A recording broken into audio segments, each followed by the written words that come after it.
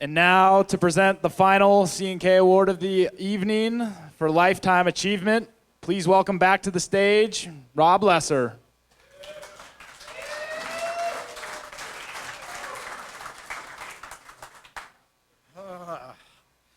Well, it is a real pleasure to be up here. I was able to be up here last year as well for the Lifetime Achievement Awards, and it's so gratifying when it's true to its core. The individual that will be honored this evening, well, I've known him for about 45 years or more, and his entire life has been dedicated to paddle sports of one nature or another. I first met him when I wandered into his store in Brisbane, California, and there were none. His store was a whitewater store, and it set the pace on the West Coast, and was highly unusual. That was in 1975, and it was like coming to a guru and getting a lot of answers to your many questions, because up in Idaho we really had nothing, and things have changed.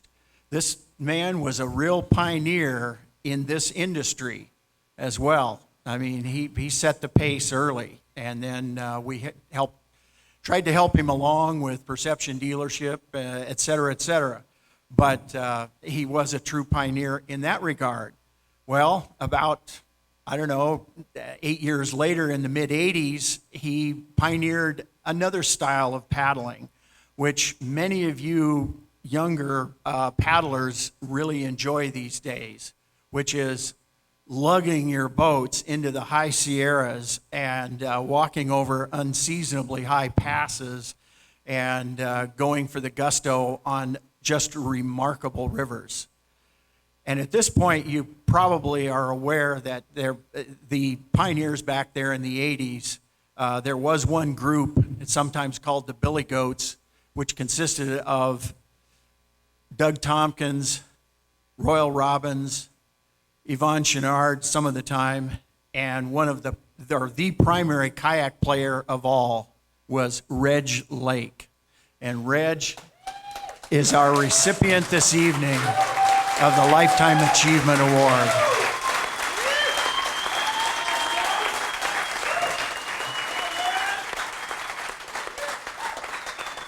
He will, if I could have him wait a few minutes here, I'll continue with a few of the first, the Kings, the South Merced, the San Joaquin, the Kern, all of these done in the mid-'80s.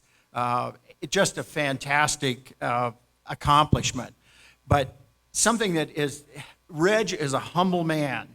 He doesn't he does these types of things for the sheer enjoyment of being in those places with remarkable people and solving problems. When something needed to be portage, you did that. If something needed to be, run, Reg was the leading light. I was able to get hold of Doug Tompkins down in Chile last week, and his email back to me has said, well, be sure to give Reg a big bear hug for me and congratulate him.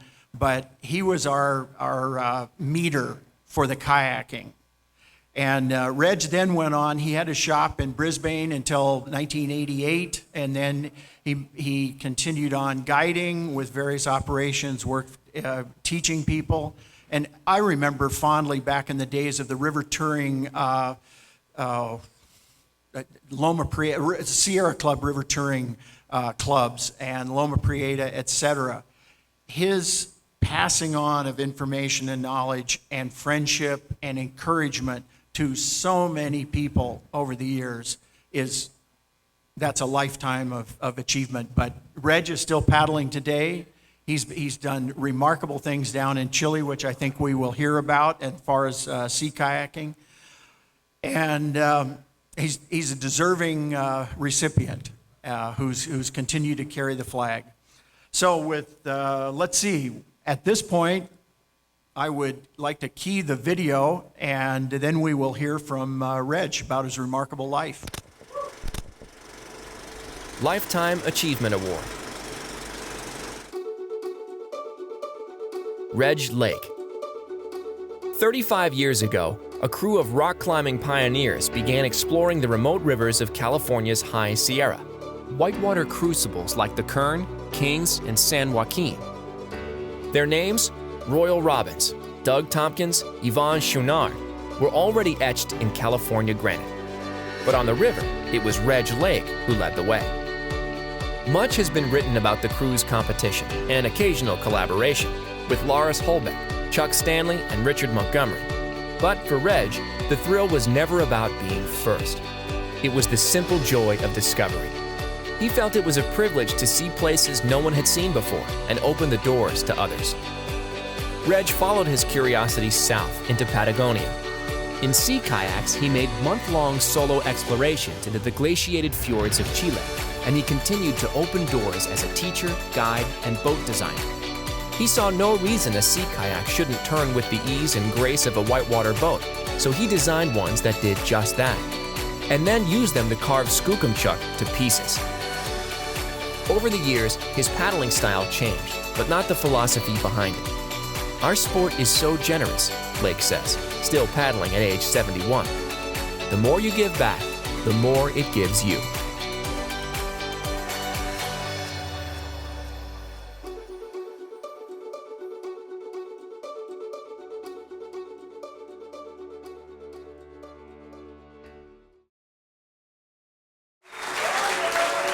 Please join me in welcoming a true pioneer to the stage, Lifetime Achievement Award winner, Reg Lake.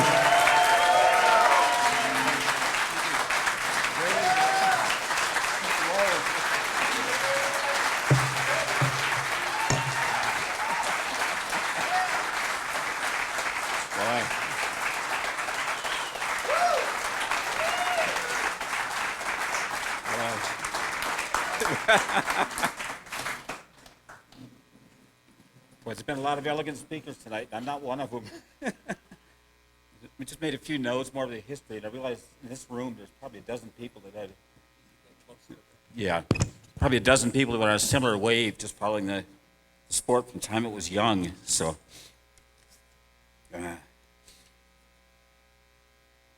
all those things that Rob mentioned, it just came effortless, sort of thing. It was all by choice, and it was almost selfish. It's the more I'd give, the more I'd get. There seems to be no possibility to repay the sport for what you get back out of it. So, when Jeff contacted me for this award, I asked myself, why? I think it was because I got into the river running when the sport was young.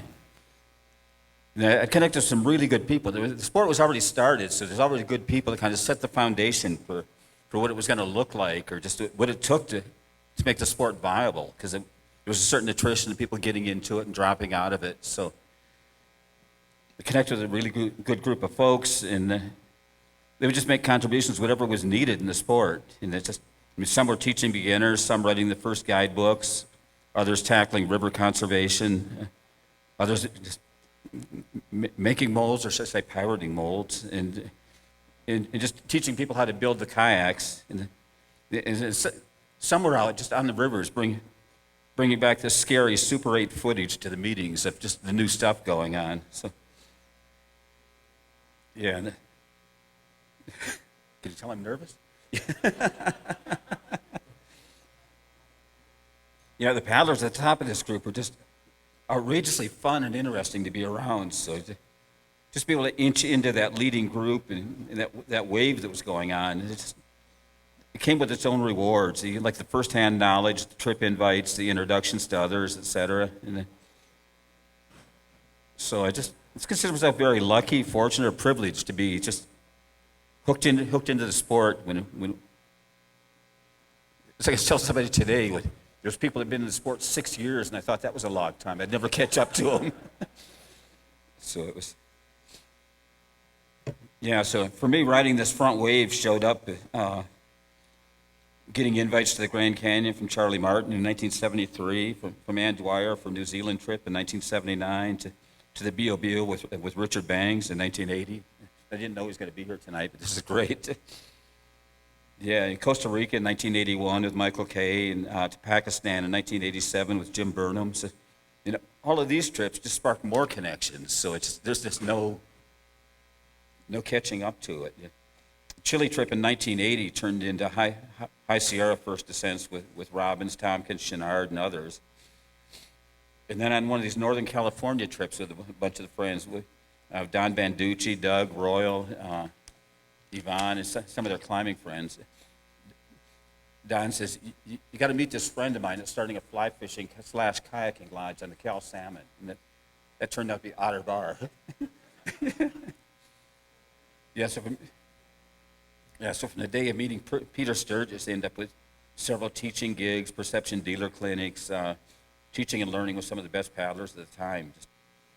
It also led to more Grand Canyon trips, because most of my 15 Grand Canyon trips came out of safety boating Otter Bar trips. So that was,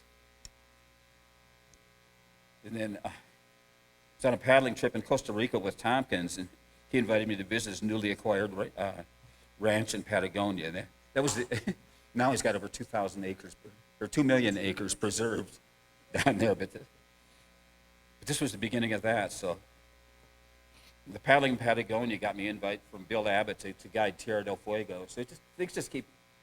It's like, why wouldn't you stay in this sport for life when it works like this?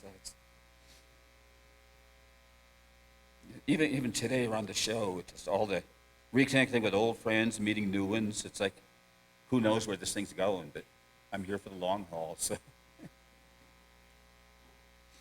yeah, it really comes down to the people, the sport, the industry, and doing what we can to keep them all healthy. So I can't thank Jeff and Canoe and Kayak Magazine staff for this award. Can't thank them enough. So thank you much, all of you.